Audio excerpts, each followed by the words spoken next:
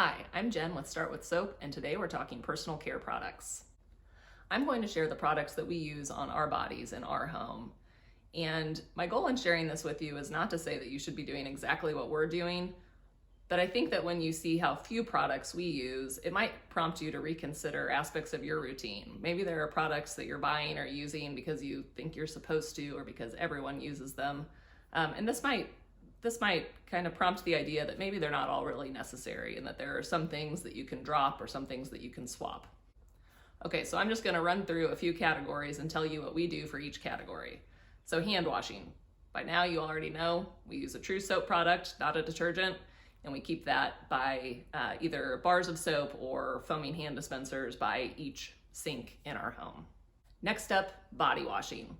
Again, we just use a true soap, the same soap that we use for washing hands, either a bar of soap or a plastic foaming hand dispenser, plastic for the shower because you don't want glass breaking in the shower or in the bathtub. And when it comes to washing our bodies, we just use soap as needed. So we're actually not scrubbing down every inch of our body every time we get in the shower.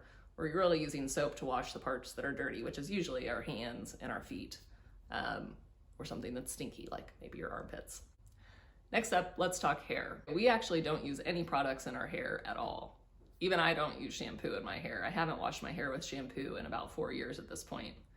And whenever I say that, people always immediately stare at my hair and I get a little self-conscious and think, am I really being a good ambassador for not washing your hair with shampoo?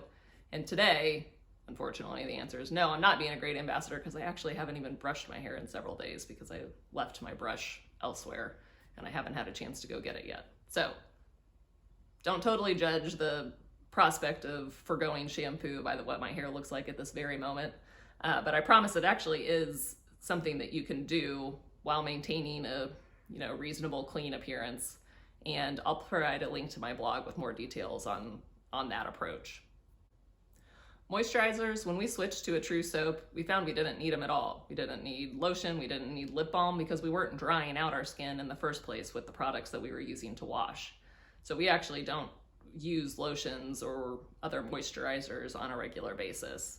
There are a couple of products that we keep on hand particularly for my younger son when he's having a skin reaction to something, products that we use to kind of help alleviate the itching and provide some soothing. But on a daily basis, we're not using moisturizer. Now let's talk deodorant. I actually haven't used deodorant regularly since high school. That might sound gross, but really every time I used it, I felt like it was making me sweatier and stinkier than I was without it. Now in hindsight, that's probably because I was using detergents to wash my clothes, which holds on to that stink, and I was using deodorants that didn't have good ingredients. But that caused me to realize that I really don't need it, and so I just don't use it at all. Now my husband does still use deodorant, and I buy this Hammond Herbs Pit Stop for him. I really like the ingredients, and it comes in this cardboard tube that can be composted after it's all gone. For toothpaste, I love the brand Uncle Harry's. And I like the toothpaste, which is this clay-based paste that comes in a little glass jar, so you're avoiding the waste of the traditional toothpaste tube. And you actually dip your toothbrush into the paste and brush your teeth with that. And it has a high salt content, which prevents the toothpaste from breeding bacteria. Now, if that grosses you out, you could use a separate, maybe a knife or a little spoon or something like that to portion the toothpaste out onto your toothbrush. Or they also have this powder where you sprinkle a little powder into your palm, or you can dip your fingers in and get a pinch of it into your palm, and then you wet your toothbrush and you just kind of pick that powder up out of your palm. So that would be another alternative to dipping your toothbrush into the container. Makeup and other face care products, as you can probably tell, I don't use them. Now I did use them in the past. I did all of the kind of regular makeup products, and I dabbled with different serums and creams and other skincare products that, again, I kind of thought you were supposed to use as you started getting older.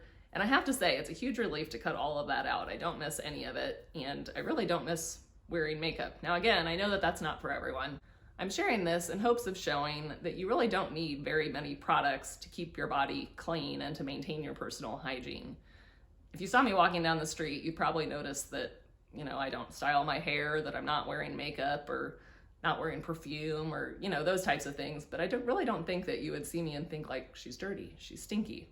Now, if you see me in the street and you think those things, you can let me know. You don't need to do exactly what I do, but I'm hoping that this might help you to reconsider some of the products that you use in your routine. And maybe you'll realize that not all of the products that you use in your routine are necessary. Maybe there are some products that you're buying just because you're supposed to, or it's what everyone does. And you'll realize that you can either drop those products or maybe swap them with something with simpler ingredients. All right, I hope this was helpful. Check out my other videos for making intentional, simple product choices in your daily life.